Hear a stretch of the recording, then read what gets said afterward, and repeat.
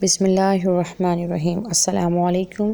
آج ہم حدیث نمبر 6 سے 10 کے مختصر سوال جواب اور کثیر الانتخابی سوالات جو کہ صفحہ نمبر 61 پر موجود ہیں ان کو دیکھیں گے، اور اس کے اندر موجود تفصیلی جواب میں پہلے آپ کے ساتھ شیئر کر چکی ہوں۔ آج مختصر سوالات کی باری ہے، تو آئیے دیکھتے ہیں کہ سوالات کون کون سے ہیں اور ان کے جوابات کیا کیا ہیں۔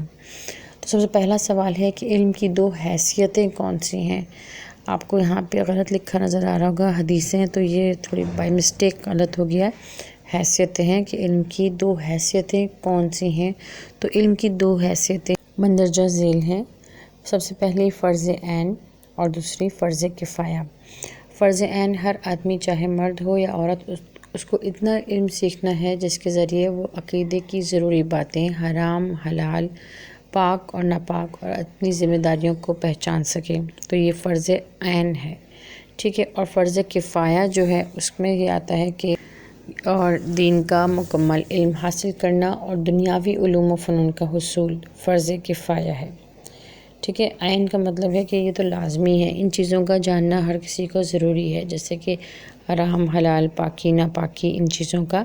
اور فرض عین جو فرض کفایہ جو ہے اس میں یہ آ جاتا ہے کہ دنیا کا علم یہ جاتا ہے، اور بیسک چیزیں جو دین کے متعلق ہیں وہ بھی اس میں شامل ہو جاتی ہیں۔ اب ہم دوسرا کوشچن دیکھتے ہیں کہ کون سا ہے۔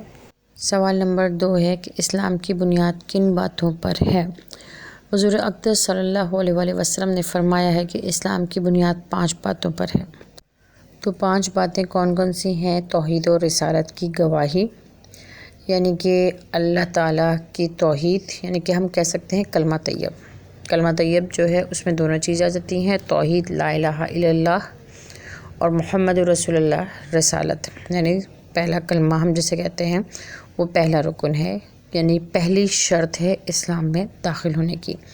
اس کے بعد جناب آ جاتا ہے نماز، دوسری چیز کیا ہے؟ نماز، تیسری زکوٰۃ، چوتھی رمضان کے روزے رکھنا، اور 5ویں جو ہے بیت اللہ کا حج کرنا۔ تو یہ 5 اراکین ہیں جو کہ اسلام کی بنیاد ہیں، ٹھیک ہے۔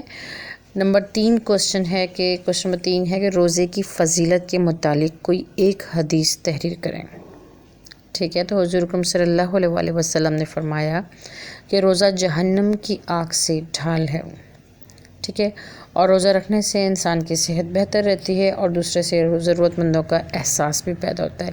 ویسے تو حدیث پوچھی گئی ہے تو آپ صرف حدیث بھی لکھتے ہیں تو انف ہو جاتا ہے، کافی ہو جاتا ہے، لیکن اصل میں 3 لائنوں میں جب آپ ایٹ لیسٹ آپ لکھیں شارٹ، تو آپ اس کو تھوڑا سا ایکسپلین کر دیں، تھوڑی سی وضاحت کر دیں کسی چیز کی، کہ آپ کا جواب جو ہے وہ 3 لائنوں میں آ جائے۔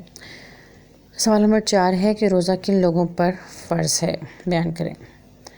رمضان کے مہینے میں ہر عاقل، بالغ، مقیم اور تندرست آدمی پر روزے رکھنا فرض ہیں، ٹھیک ہے۔ عاقل کا مطلب ہوتا ہے عقل مند، اور بالغ کا مطلب ہوتا ہے ایسا بچہ جو نکاح کی عمر کو پہنچ جائے، جس میں آثار نظر آنے شروع ہو جائیں کہ بالغ ہے۔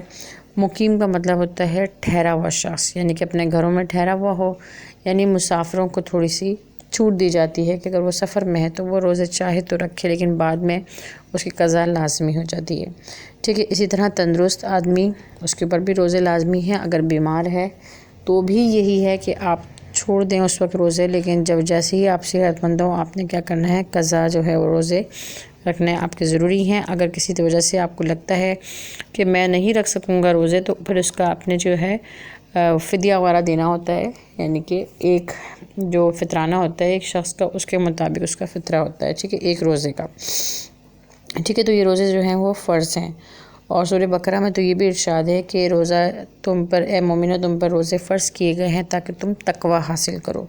تو روزہ جو ہے ایک بہت بڑی عبادت ہے جس کے ذریعے انسان جو ہے اس کے اندر تقوی پیدا ہوتا ہے، ٹھیک ہے۔ تو یہ ہو گئے 4 کوسچن حدیث نمبر 6 سے 10 کے۔